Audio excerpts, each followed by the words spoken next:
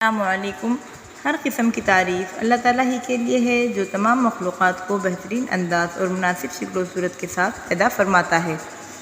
حضرت عائشہ رضی اللہ عنہ سے ہی روایت ہے کہ انہوں نے فرمایا، رسول اللہ صلی اللہ علیہ وسلم پر وحی کی ابتدا سچے خوابوں کی شکل میں ہوئی۔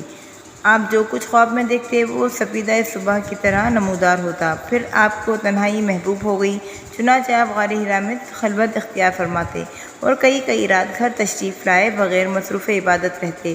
آپ کھانے پینے کا سامان گھر سے لے جا کر وہاں چند روز گزارتے، پھر حضرت خدیجہ رضی اللہ عنہ کے پاس واپس آتے اور تقریباً اتنے ہی دنوں کے لیے پھر توشہ لے جاتے۔ ایک روز جب کہ آپ غار حرا میں تھے، یکایک آپ کے پاس حق آ گیا اور ایک فرشتے نے آپ سے کہا، پڑھو۔ آپ نے فرمایا، میں پڑھا ہوا نہیں ہوں۔ اس پر فرشتے نے مجھے پکڑ کر خوب بھینجا، یہاں تک کہ میری قوت برداشت جواب دینے لگی۔ پھر اس نے مجھے چھوڑ دیا اور کہا، پڑھو۔ میں نے کہا، میں تو پڑھا ہوا نہیں ہوں۔ اس نے دوبارہ مجھے پکڑ کر دبوچا، یہاں تک کہ میری قوت برداشت جواب دینے لگی۔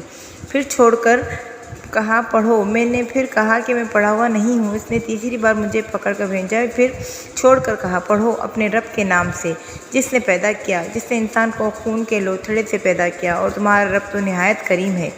رسول اللہ صلی اللہ علیہ وسلم ان آیات کو لے کر واپس آئے اور آپ کا دل دھڑک رہا تھا۔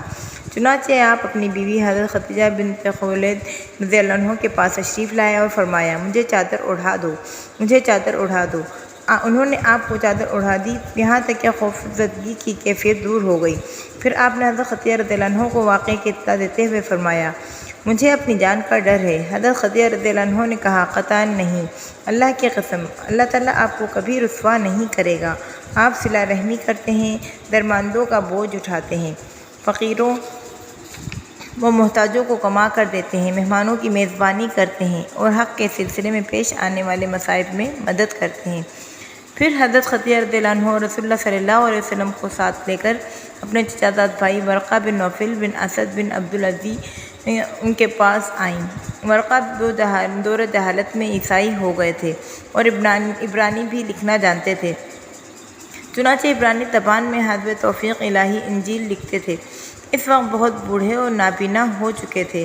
اس سے حضرت خدیجہ رضی اللہ عنہ نے کہا، بھائی جان، آپ اپنے بھتیجے کی بات سنیں۔ ورقہ نے پوچھا، بھتیجے کیا دیکھتے ہو؟ رسول اللہ صلی اللہ علیہ وسلم نے جو کچھ دیکھا تھا وہ بیان فرما دیا۔ اس پر ورقہ نے آپ سے کہا، یہ تو وحی لانے والا فرشتہ ہے جسے اللہ تعالیٰ نے حضرت موسیٰ علیہ السلام پر نازل فرمایا تھا۔ کاش میں آپ کے زمانۂ نبوت میں توانا ہوتا، کاش میں اس وقت تک زندہ رہوں جب آپ کی قوم آپ کو نکال دے گی۔ رسول اللہ صلی اللہ علیہ وسلم نے فرمایا، اچھا تو کیا وہ لوگ مجھے نکال دیں گے؟ ورقہ نے کہا، ہاں، جب بھی کوئی آدمی اس طرح کا پیغام لایا جیسا آپ لائے ہیں تو اس سے ضرور دشمنی کی گئی، اور اگر مجھے آپ کا زمانہ نصیب ہوا تو میں تمہاری بھرپور مدد کروں گا۔ اس کے بعد ورقہ جلد ہی فوت ہو گئے اور وحی رک گئی۔